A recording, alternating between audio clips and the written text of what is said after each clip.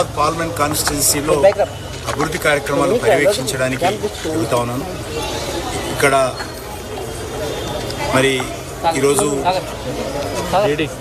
ఈ బస్తీలో community hall నిర్మాణం చేయడం జరిగింది. దాన్ని ఏ రకంగా జరిగింది చూస్తున్నాను. ఇది అయిన తర్వాత మషీరాబాద్ గాంధీనగర్ డివిజన్లో కూడా పర్యటిస్తూ ఉన్నాను. గతంలో ఎమ్మెల్యే ఉన్నప్పుడు ఎక్కువగా పర్యటించామని, కొంత పార్లమెంట్ సభ్యుడైన తర్వాత కేంద్ర మరి మంత్రిగా బాధ్యతలు చేపట్టిన తర్వాత, అదేవిధంగా బీజేపీ రాష్ట్ర అధ్యక్షుడిగా అయిన తర్వాత కొంత అన్ని బస్తీలు రెగ్యులర్గా తిరిగేటువంటి అవకాశం లేదు కదా. ఈ బస్తీలో కనీసం నేను ప్రతి 15 రోజులకో 20 రోజులకో ఒకసారి ఈ బస్తీకి వచ్చేటువంటి ఇవన్నీ అంతకుముందు శాసనసభ్యుడిగా ఉన్నప్పుడు 2004-2009లో గతంలో నిర్మాణం చేసినటువంటి కమ్యూనిటీ హాల్స్ ఉన్నాయి. దానికి అదనంగా ఈరోజు ఎక్స్టెన్షన్ మరొక కమ్యూనిటీ హాల్ నిర్మాణం చేయడం జరిగింది. ఆ కమ్యూనిటీ హాల్ పర్యవేక్షణ చేయడం కోసం ఇక్కడికి రావడం జరిగింది.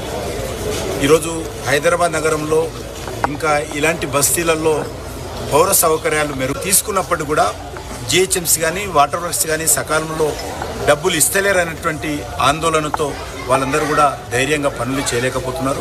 కాబట్టి నేను ముఖ్యమంత్రి గారిని కోరేది ఒకటే, హైదరాబాద్ నగర అభివృద్ధి విషయంలో కొంత ఇతోధికంగా నిధుల మరి విడుదల చేయాల్సిన అవసరం ఉంది. ప్రధానంగా జిహెచ్ఎంసీకి వాటర్ వర్క్స్కి ఈ రెండు సంస్థలే హైదరాబాద్లో మేజర్గా ఈ యొక్క పౌర సౌకర్యాలు మెరుగుపరిచేటువంటి కార్యక్రమం వాళ్ళు ప్రధానంగా తీసుకుంటారు. కాబట్టి ఈ రెండింటికి కూడా కావలసినటువంటి నిధులు మంజూరు చేయాల్సిందిగా నేను ముఖ్యమంత్రి గారిని కోరుతా ఉన్నాను. గతంలో జిహెచ్ఎంసీ ఎందుకు వీధి లైట్లు సరిగ్గా ఇవ్వలేకపోతూ ఉంది, కావలసినటువంటి వీధి లైట్లు ఎందుకు రిప్లేస్ చేయలేకపోతుంది, ప్రభుత్వము సీరియస్గా ఆలోచన చేయాల్సినటువంటి అవసరం ఉంది.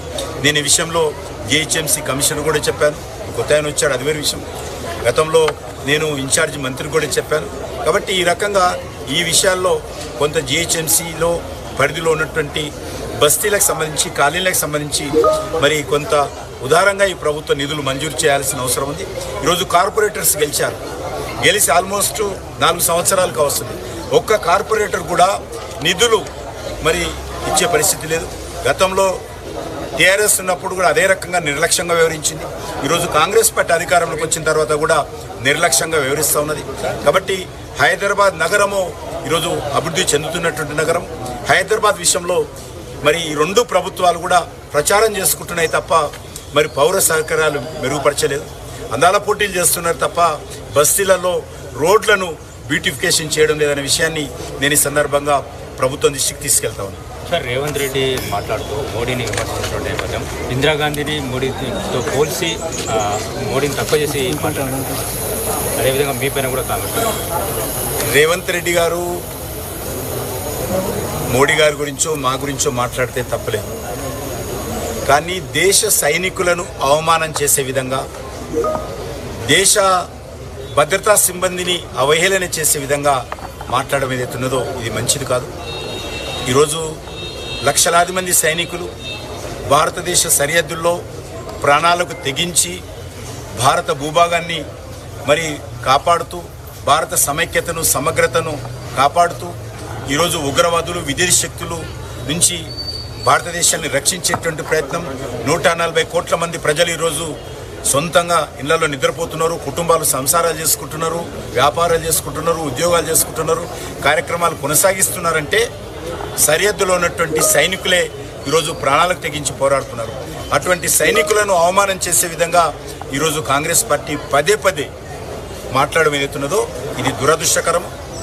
ఈరోజు యుద్ధంలో పాకిస్తాన్తో జరిగినటువంటి ఆపరేషన్ సింధూర్లో ఏం చేశారో సైనికులు స్వతహాగా ఫోటోలతో సహా వీడియోలతో సహా స్వతంగా వాళ్ళే మీడియాకు వచ్చి ప్రతిరోజు వాళ్ళు ప్రజల ముందు పెట్టడం జరిగింది, ప్రపంచం ముందు పెట్టడం జరిగింది. పాకిస్తాన్ సిగ్గుతో తల వంచుకొని తిరుగుతున్న తప్ప ఈరోజు పాకిస్తాన్ మాట్లాడే భాష ఈరోజు కాంగ్రెస్ పార్టీ మాట్లాడుతుంది. పాకిస్తాన్ ఏం చెప్తుందో, పాకిస్తాన్ ఏ రకంగా అభిప్రాయాలు వ్యక్తం చేస్తుందో అదే వ్యవహారము ఈరోజు కాంగ్రెస్ పార్టీ మన సైనికులకు వ్యతిరేకంగా, మన భద్రతా సిబ్బంది వ్యతిరేకంగా, మన ఆర్మీకి వ్యతిరేకంగా, మన దేశానికి వ్యతిరేకంగా మాట్లాడుతున్నారు. ఈరోజు మోడీ గారిని మాట్లాడండి, మేము భరించడానికి సిద్ధంగా ఉన్నాం. కానీ సైనికుల గురించి మాట్లాడకండి, దేశ సమగ్రత గురించి అవమానం చేయకండి, దేశ సమైక్యతను నిర్వీర్యం చేయకండి. ఈరోజు మమ్మల్ని విమర్శించండి, మేము రాజకీయంగా తట్టుకుంటాం. కానీ సైనికులు రాజకీయాలకు సంబంధం లేదు. వాళ్ళు ఏం చేశారో ఆపరేషన్ సింధూర్లో, లేకపోతే గతంలో సర్జికల్ స్ట్రైక్లో, లేకపోతే గతంలో ఎయిర్ స్ట్రైక్లో ఏం చేశారో స్పష్టంగా వివరాలతో సహా పెట్టినప్పుడు మరి ఎంతమంది చనిపోయారు, సర్జికల్ స్ట్రైక్ కాలేదు, సాక్ష్యాలు ఏంటన్నప్పుడు కేసీఆర్ కూడా మాట్లాడాడు, ఈ కవిత కూడా మాట్లాడింది. అప్పుడు కూడా సర్జికల్ స్ట్రైక్ ఏం చేశారు, సలహా సూచనలు చెప్పండి, ఇప్పుడు సాక్ష్యాలు ఇవ్వండి. ఈరోజు కాంగ్రెస్ పార్టీ మాట్లాడుతున్నది, రాహుల్ గాంధీ మాట్లాడుతూ ఉన్నాడు. ఎన్ని విమానాలు కూలిపోయాయో భారత విమానాలు చెప్పండి. ఒక్క విమానం కూలిపోలేదని సీనియర్ అధికారులు చెప్పిన తర్వాత దుర్మార్గంగా ఈరోజు కాంగ్రెస్ పార్టీ సైనికులను అవమానం చేసే విధంగా ఈరోజు మాట్లాడుతున్నారు. ఆపరేషన్ సింధూర్లో ఎంతో విజయవంతంగా మన సైనికులు తమకిచ్చినటువంటి లక్ష్యాలను, తమకి ఎంచుకున్నటువంటి లక్ష్యాలను ఛేదించి ఈరోజు మరి అక్కడ ఉగ్రవాద కార్యక్రమాల ప్రాంతాలలో ఉగ్రవాద శిబిరాలను, ఉగ్రవాదులను మట్టి పెడితే మట్టిలో కలిపేస్తే అభినందించాల్సింది పోయి మీరు అభినందించడానికి నోరు రాకపోతే కాంగ్రెస్ పార్టీలో నోరు మూసుకొని కూర్చోండి తప్ప సైనికులను అవమానించకూడదని కోరుతా ఉన్నాను. సాయంకాలం 4